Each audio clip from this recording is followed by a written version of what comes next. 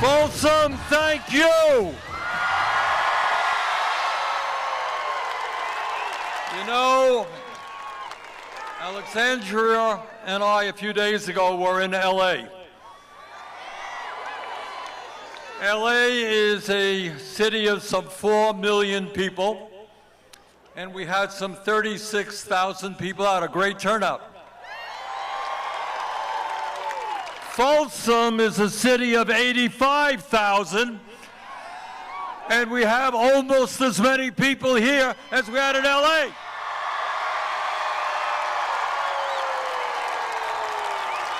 I'm told we have close to 30,000 people here. Unbelievable. Let me thank Folsom Lake College, Aisha Shaw, Dog Patch, the Philharmonic, Jane Kim, Lorena Gonzalez, and Everett Kelly. And let me thank Congresswoman Alexandria Ocasio-Cortez for not only being a great member of Congress, but for being an inspiration to millions of young people throughout this country.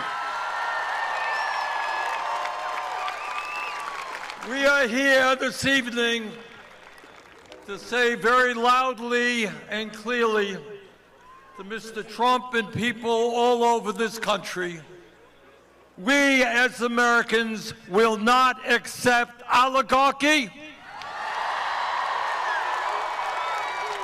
We will not accept authoritarianism. And we will not accept a rigged economy where working people struggle while billionaires become richer.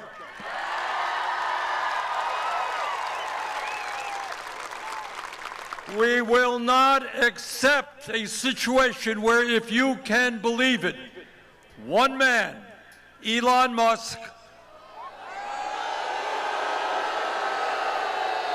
you've heard of Elon. Elon owns more wealth than the bottom 50% of households in America.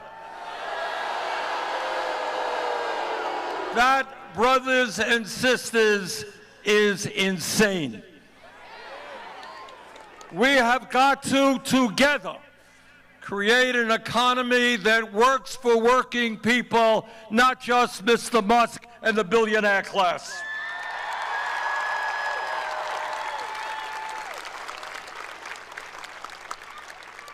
And to make a bad situation even worse, at a time of unprecedented income and wealth inequality, never had more inequality ever in America than we have today, Mr. Musk and the Republicans in Congress are working on a reconciliation bill. And this is legislation that would give $1.1 trillion in tax breaks to the top 1%, and they pay for that by cutting Medicaid by $880 billion, cutting nutrition programs for hungry kids, and cutting affordable housing. Now, you've got a congressman here whose name is Kevin Kiley.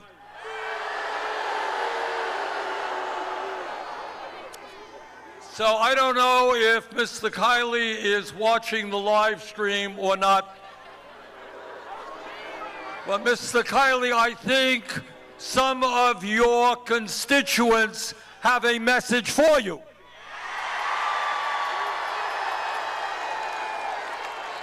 Don't vote to give tax breaks to billionaires and cut programs that the working class of this country desperately needs.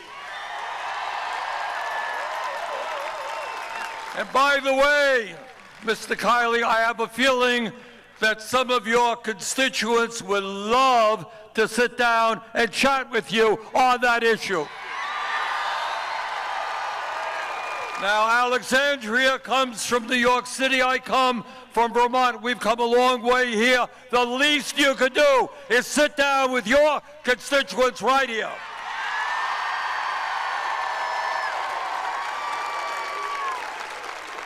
You know, as I observe what's going on in D.C., I think a little bit about American history. And I think about Abraham Lincoln at Gettysburg in 1863, and I think you all know this. Lincoln was there a few days after that horrific battle where 20,000 Union soldiers were killed or wounded in the fight to end the nightmare of slavery.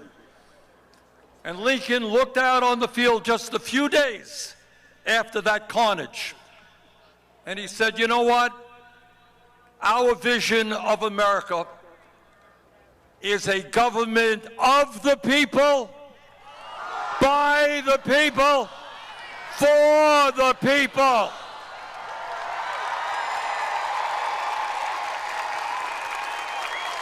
And that's why Alexandria and I are here this evening. We believe in a government of the people, by the people, and for the people, not a government of the billionaires, by the billionaires, and for the billionaires. And when we talk about oligarchy, it's not just the incredible economic power that the billionaires have, which is unprecedented. And it's not just about the massive income and wealth inequality, which is also unprecedented. Today in America, as a result of that disastrous Supreme Court decision on Citizens United, billionaires like Musk can put unlimited amounts of money into both political parties. So Mr. Musk himself put $270 million to elect Donald Trump as president. And that, for Musk, was a pretty good investment. Not a lot of money when you're worth $300–400 billion. So it's a modest investment. And his reward was to become the most powerful person in the United States government. But I must tell you, it is not only Musk and the Republicans who are putting huge amounts of money to make sure they elect the candidates of their choice. It is Democrats as well. And there is a reason why Democrats, for so many years, have not had the courage to stand up to the ruling class and represent working people, and that is because that party is dominated by corporate interests. So today we say loudly and clearly, and I think in saying this I speak for conservatives and progressives and moderates. The time is now to get rid of this disastrous Citizens United Supreme Court decision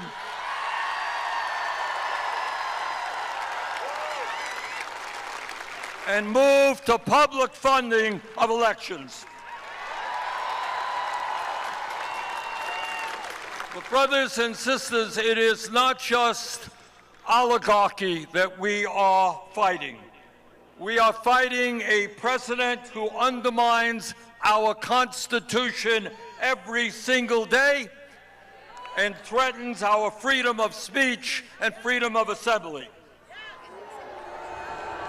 We are fighting a president whose agents are rounding up innocent people off the streets, throwing them into unmarked vans, and sending them to detention centers here in the United States, in El Salvador and elsewhere. That is not what happens in a democracy. That's what happens in a dictatorship. And together, we are not going to allow Donald Trump to create an authoritarian society.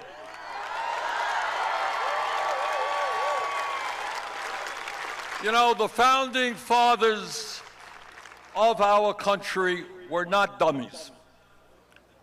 They had just fought a war against the British Empire and defeated the most powerful person on earth at that time, the King of England. And they sat around and they said, you know what? As we develop our new country, this is in the 1790s, what they were saying is we do not want to give one person unlimited power. And they developed the separation of powers. We got an executive, a legislative branch, and a judiciary to keep check on each other. And every single day, you got a president who wants more and more power for himself. He is usurping the power of the Congress. He is now challenging in an unprecedented way the role of the judiciary in America. Supreme Court recently ruled in a 9-0 decision that a man who was illegally picked off the street and sent to El Salvador has got to be returned. A 9-0 decision of the Supreme Court. Mr. President, obey the law.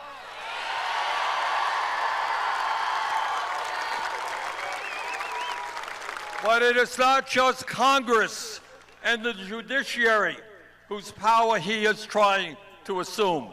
It is the media as well. Apparently, he does not understand that in America we have freedom of speech. He has sued ABC, CBS, Meta, the Des Moines Register. His FCC is now investigating NPR and PBS. Just the other day, he said that CBS should lose its license. You know what they did? They ran a program which was critical of some of his policies. How terrible.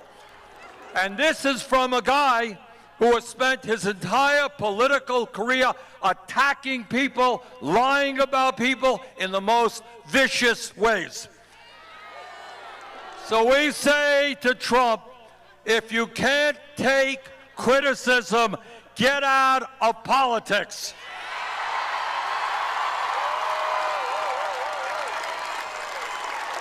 This is a democracy, and criticism and freedom of speech is what it's all about.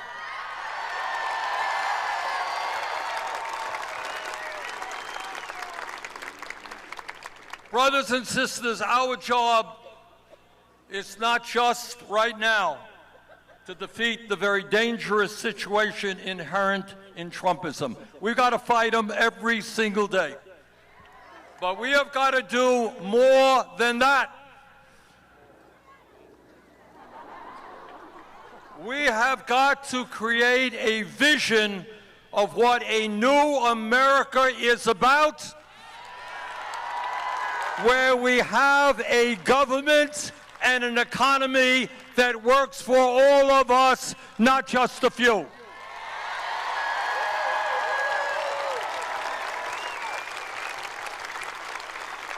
This is the wealthiest country in the history of the world. We should not have the highest rate of childhood poverty of almost any major country on earth. 0 through 4 are the most important years of human development. We should have the best child care system in the world, not a dysfunctional system. We should have the strongest public education system on earth.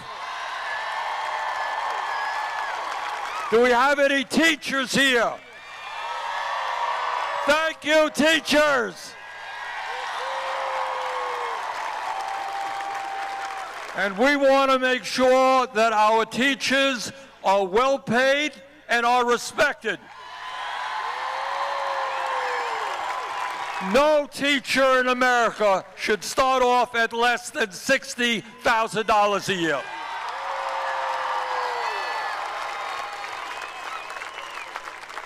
Unlike Trump, we understand the importance of education. Learning and growing intellectually is part of what being human is about. And in a competitive global economy, we need the best educated workforce in the world. We need more doctors, we need more nurses, we need more dentists, we need more electricians, plumbers, sheet metal workers. Young people should not have to go deeply in debt to get the education they need.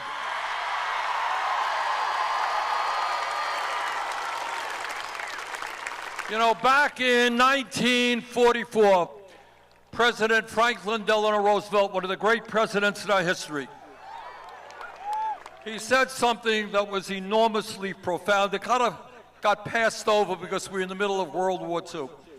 But what he said at that point, he said, look, we have a great Constitution, freedom of speech, freedom of assembly, freedom of religion, etc., but we're lacking something. And what we're lacking is the understanding that economic rights are human rights. Now, the establishment doesn't want us to understand what that means. But what it means is that living in this country, the richest country on earth, a country where today we're seeing an explosion of technology, which is going to make us even wealthier. What we want is that technology to work for working people, not just the owners of the corporations.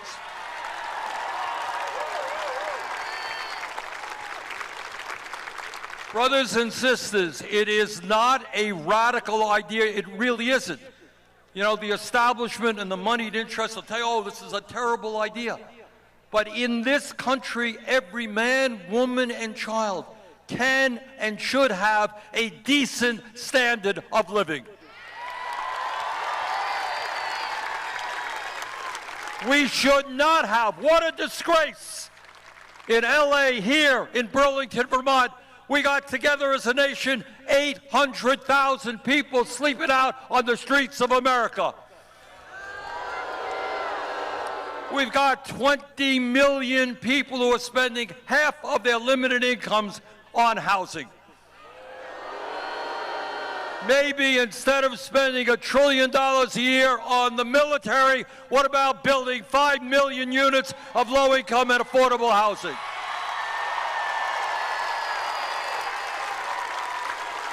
If you can believe it, and it's true, over the last 52 years, the average American worker today, in inflation accounted for dollars, is earning less than he or she did back then.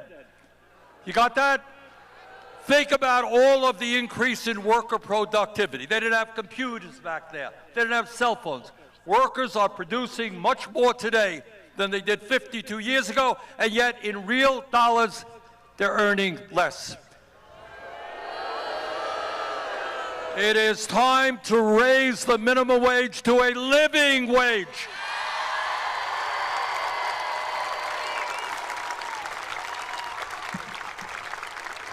And brothers and sisters, it is the trade union movement in America that has developed and created the middle class. And millions of workers all over America want to join unions. We got some trade unionists here tonight. Thank you. They want to join unions, but they're unable to do so because the employers use illegal tactics to prevent them from organizing. And that is why we're going to pass what's called the PRO Act to make sure that every worker in America will be able to join a union.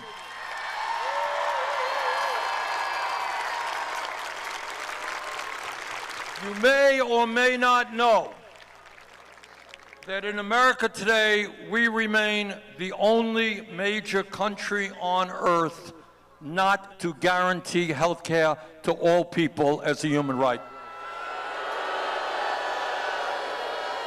We have a health care system which is broken, which is dysfunctional, which is cruel.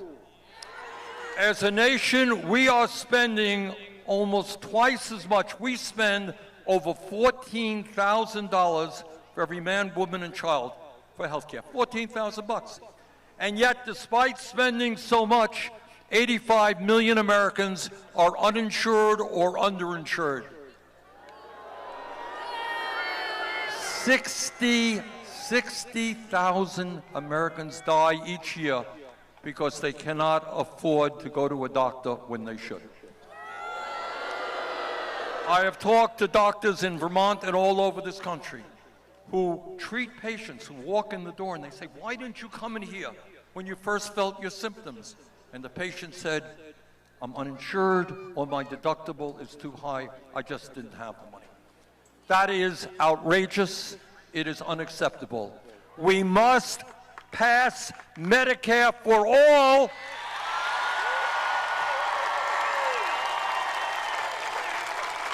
And guarantee health care to every man, woman, and child.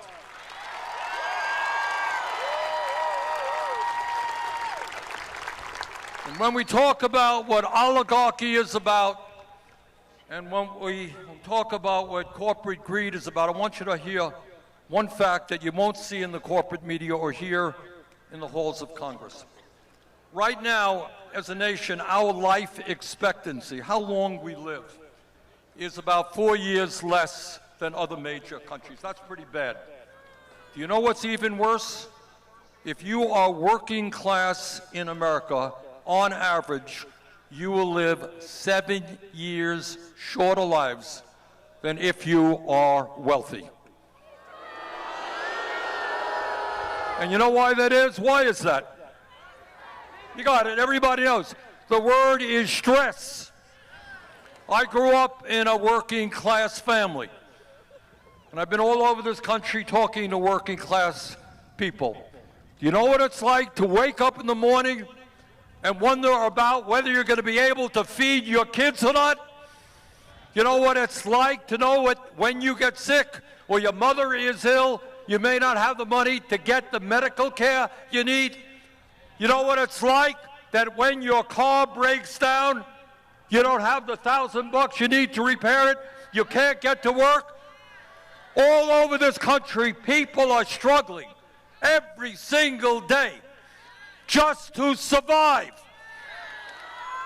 Brothers and sisters, in the richest country in the history of the world, we can do a hell of a lot better than that.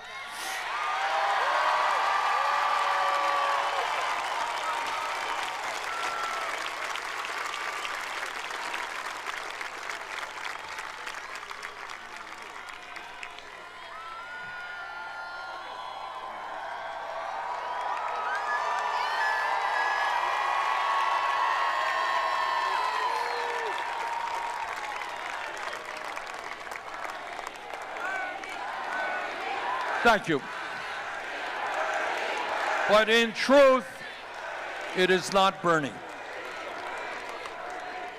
It is you. And that's not rhetoric.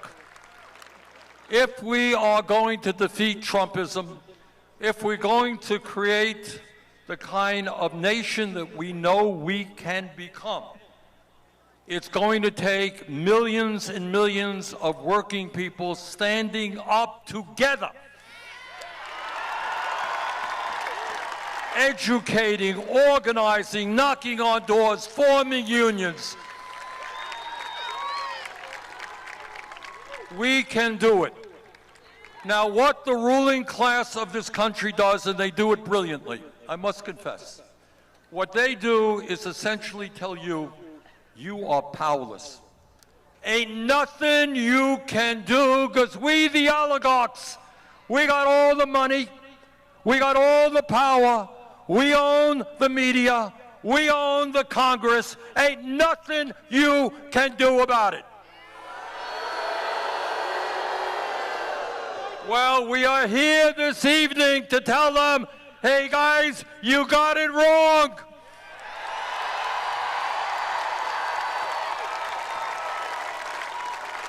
Because when we stand together and not let Trump and his friends divide us up by the color of our skin, or where we were born, or our sexual orientation, or our religion, when we stand together, there is nothing we cannot accomplish.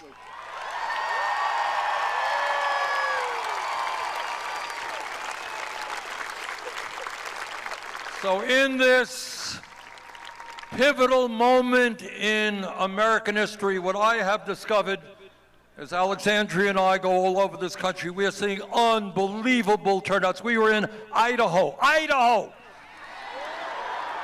We had 12,000 people coming out in Idaho, most conservative state in the country. We had 20,000 people in Salt Lake City, a Republican state.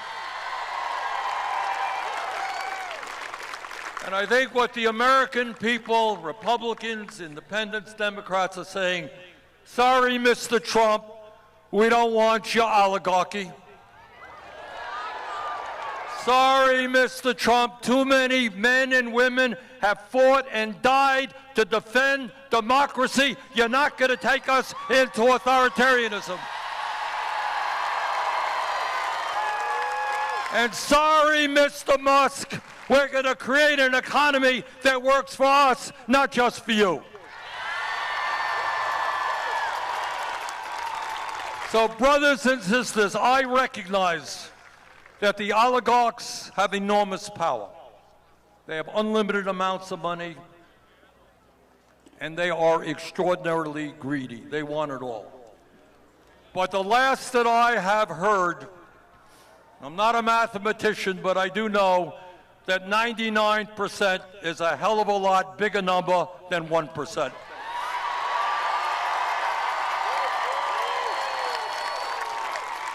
So let us stand together. Let us defeat Trumpism. Let us create the kind of America we know we can become. Thank you very much.